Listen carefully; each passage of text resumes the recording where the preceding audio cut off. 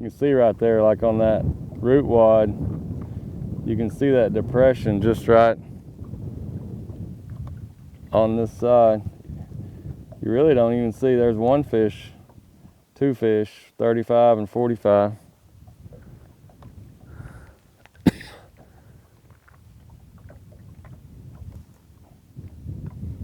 There's this.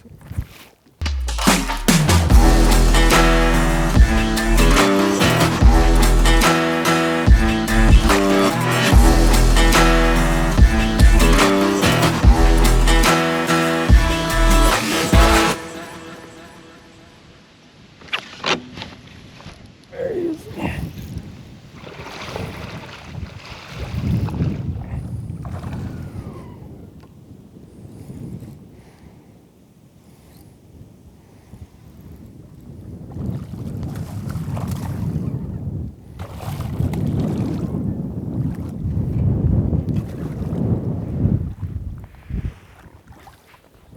That feels so good to finally catch one on a bait caster. It just feels like all winter long I've been out there, you know, doing what it's going to take to win tournaments probably. You know, fishing open water and just wintertime fishing, and you don't always have to do that. I mean, this is how I grew up. You know, getting up there in that shallow water. Obviously, there's not as many fish shallow year round, but there is some fish.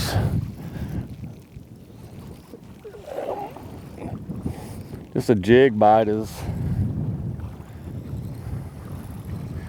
just hard to beat. It's just a little finesse jig. Look how white they are. I mean, what's happened is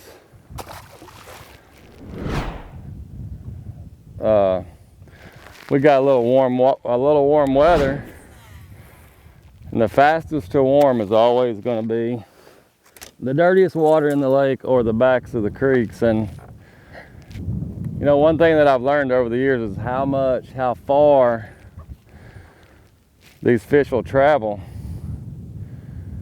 I mean, used to you thought, well, that 300-400 yards. Whenever things get right, I mean, they'll travel a mile to get to that, you know, that warmer water, and they'll just come in and stay for a week or two until it cools back off, and then right back out. But I mean, all it is just a, you know, a creek channel. It's got some, you can see some logs and, you know, gravel bars and things like that. Still using live scope some, but it's really just more so just seeing where the deeper water is, seeing where the brush, I mean the logs and the stuff like that, really not watching them bite, just seeing where the structure is.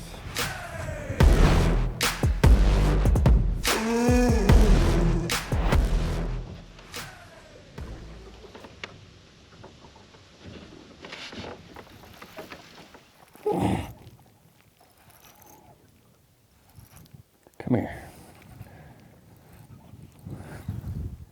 Just barely hooked.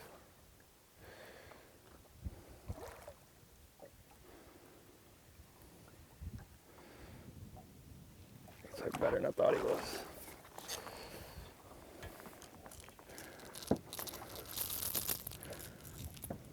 Fish up here are eating.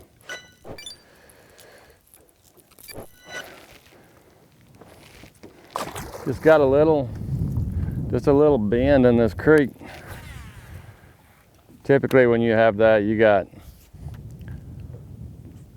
you'll have a little bit deeper water.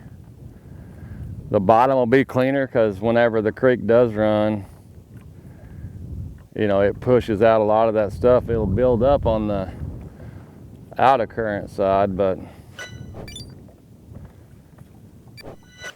these channel swings will stay pretty clean. You know, and it's all relative. Like this hole's, you know, 15, 16, 17 foot deep. I've caught them as shallow as, you know, 7 or 8 foot deep in some of them holes. Just depends on how hard the winter is and how much current there is. That's the thing with these creeks and stuff. It'll change.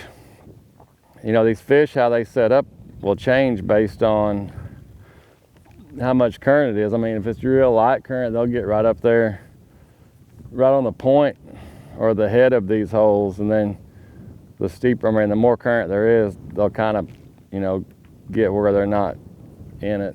A lot different fishing in the winter than it is summer and current. It still will tell you where they're at, or it'll give you a hint. Summertime, they'll be right up there in the strongest current they can find.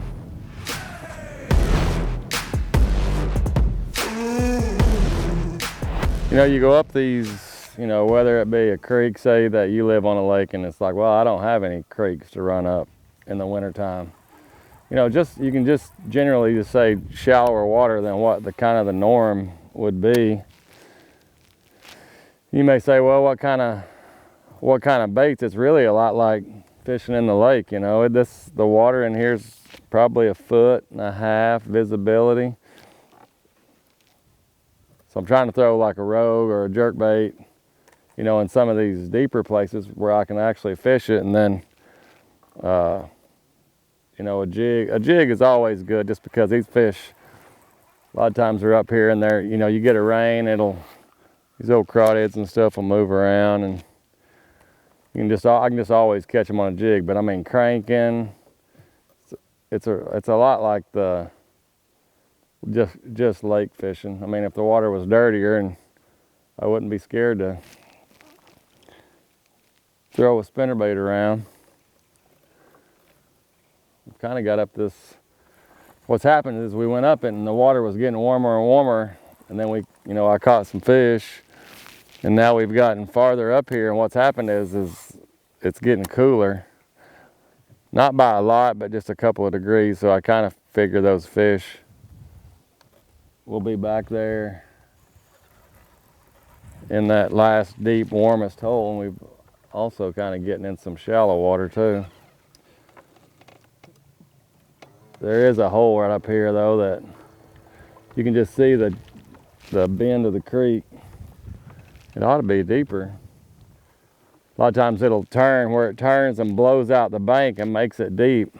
There'll be a shallow spot like this because it blows everything out and it piles it up. So if we can get over this, little shallow spot, there ought to be a deep hole right there. And giant.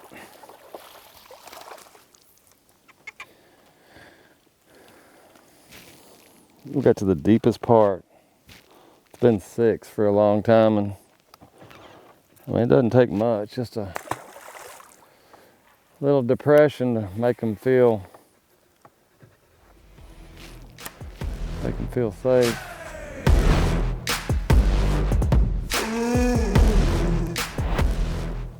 I'd say the rule, you know, there has to be something in this shallow water in the wintertime to bring them in. Meaning, you know, the lake out there was like 45.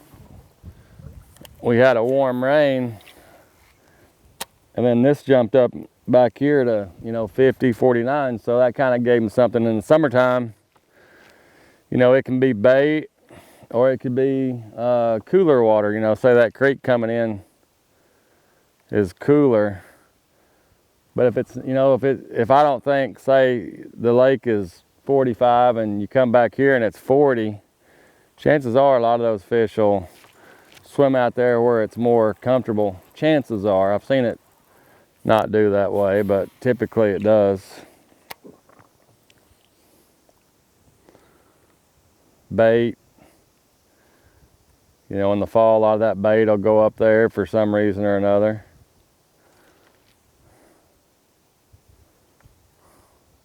Just a day like today, it's so windy on the lake, it's hard to fish. And I've seen tournaments over the years where, you know, the best fishing, most fish, the bigger fish are on the lake, but you just can't you can't fish it effectively. So you got to do something a little bit different. And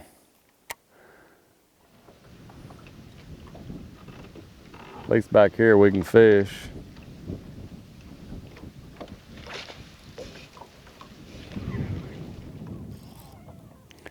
He was out here almost in the channel.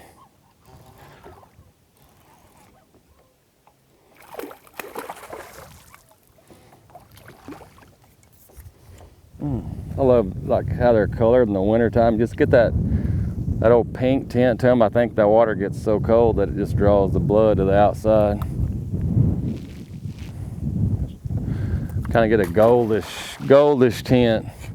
So right there's a log laying. What happens a lot of times in these creeks is you got the branches and stuff, and yeah, you catch them. You get up there, you can't see the root wad. I can see it on live scope, but what happens on that root wad is it'll make a little 2 or 3 foot depression, usually on the up current side, and those fish will kind of just hang out there. They can just sit there in that little depression and wait for stuff. It might be a little bit deeper. A lot of times they'll just hide in that stuff. You can see right there, like on that root wad, you can see that depression just right on this side. You really don't even see, there's one fish, 2 fish, 35 and 45.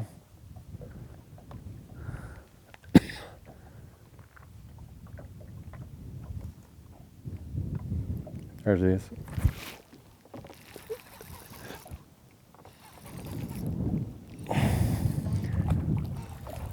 Just one little bitty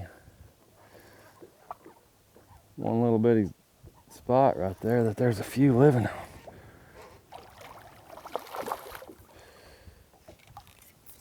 on. It's like the same fish, same size. Got him good.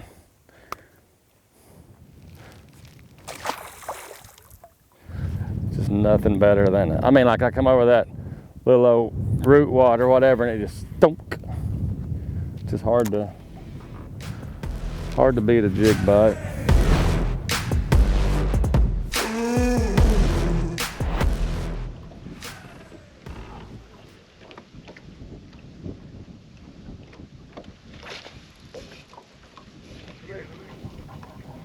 Come on. Came out.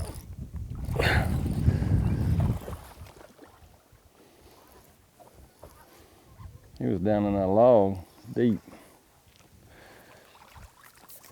Just 12 pound, but he came out. Don't always finish with the biggest one, but we finished. He got it good.